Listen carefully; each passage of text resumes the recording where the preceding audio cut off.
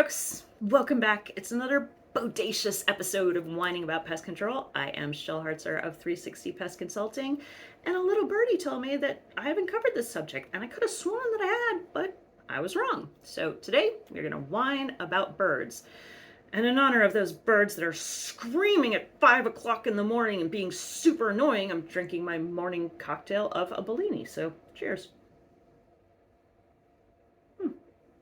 A little bit more champagne in the next one. Like many of our whining episodes, there is so much that we can talk about, but only so much wine. So let's go with the challenges of bird control. Now is a great time to talk about birds because some of them are still migrating north. That means we have some large flocks of some species that may be resting for a night or even a few days. Then there are our non-migratory birds that are here pretty much year-round. Here's our first challenge. Most bird species are protected under the Migratory Bird Treaty Act of 1918. This act, and I quote, prohibits the take, including killing, capturing, selling, trading, and transport of protected migratory bird species.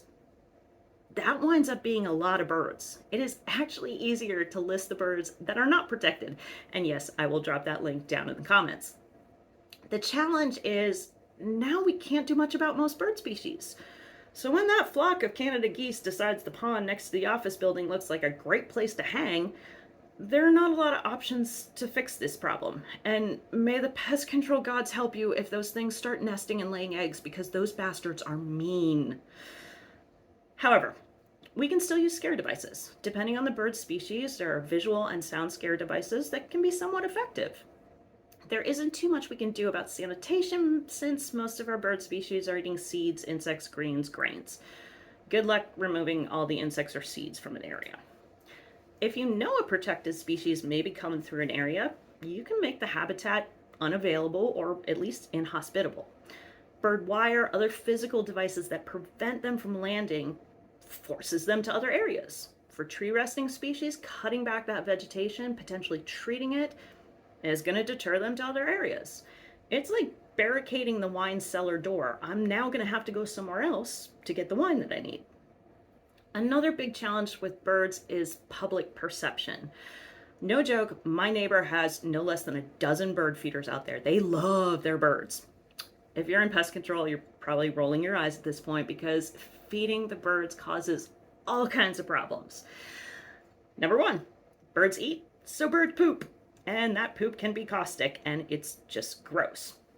Number two, as they're eating, they're dropping a lot of that bird seed, so it's attracting squirrels, rodents, raccoons, bears. Yes, growing up, we had a bear climb up our bird feeder and empty it. Number three, that giant bag of bird seed that they buy sits open in the garage and attracts a bunch of rodents that can then move into their living spaces.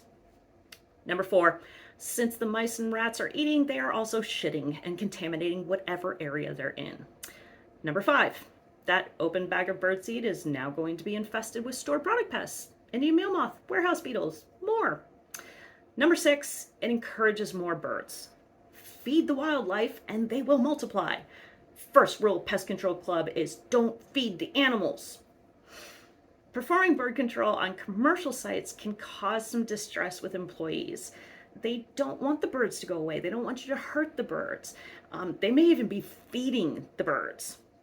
There has to be some sensitivity to that. The last thing we want is Channel 44 News showing up and talking about Joe's pest control is hurting the birds. We don't want that. And we won't even get into potentially killing the birds. Last big challenge is finding what works. There are lots of bird control options out there, and it can often take a combination of those efforts to effectively drive off the birds. It is super important, and I cannot stress this enough, know your bird species, and then you can match it to the best control efforts. Just like any pest, expectations also need to be set with the customer because birds don't respect the property line or the fences, and it's going to take some time to deal with it. This is not our swan song. We will be covering individual bird species and so much more in upcoming episodes. So until then, grab a glass, get your ducks in a row, hit all those buttons down there so you don't miss the next episode, because then your goose would be cooked and I might have to give you the bird. So cheers to bodacious birds.